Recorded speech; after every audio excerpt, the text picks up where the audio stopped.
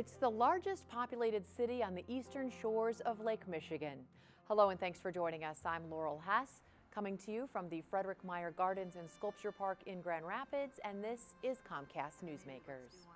Joining me now is the Muskegon City Manager, Frank Peterson. Thank you so much for joining us today. Thank you for having me. Now you have this fancy shirt on that says Watch Muskegon, but it's not about a television show.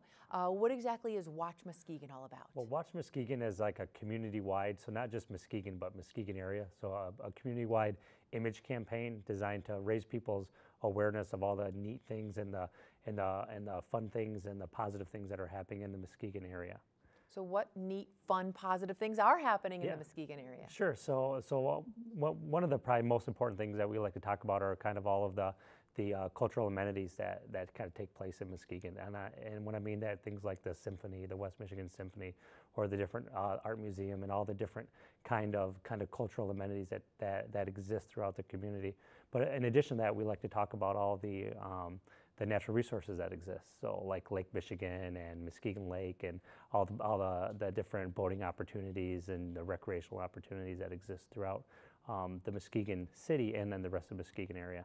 Why the need for a campaign like this? Is Muskegon misunderstood? Yeah, I think we are, and we're not only just misunderstood, I think, to other folks, we're also misunderstood sometimes internally to ourselves, too. So the image campaign is not only designed to help raise awareness within the communities so that we understand better what our amenities are and how great of a place it is that we live in, but also help people across the state and really across the country understand what kind of a community Muskegon is.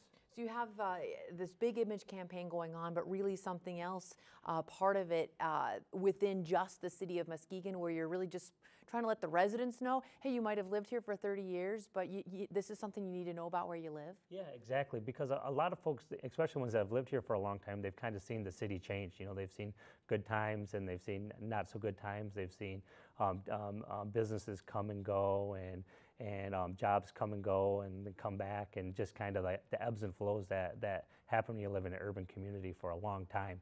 And we're trying to help educate those folks on all the positive things that still remain and all the changes that have happened and all I guess the progressive steps that the community has taken over that, say, 30-year period. So whereas maybe we're not a town that has a lot of foundry jobs like maybe we used to, but we have all these other things that have kind of replaced it. The idea of tourist attractions, or the idea of things like high-tech light manufacturing and just things like that, things like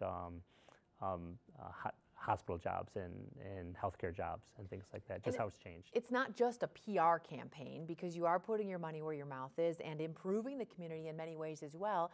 Tell me about the redevelopment plan you have, where you're actually, the city is actually being a builder of sorts and building new homes? Yeah, exactly. So we have what we feel one of our biggest untapped resources is the idea of getting new families into our downtown area. So like our neighborhoods that surround our downtown. And we know that we have some work there to do.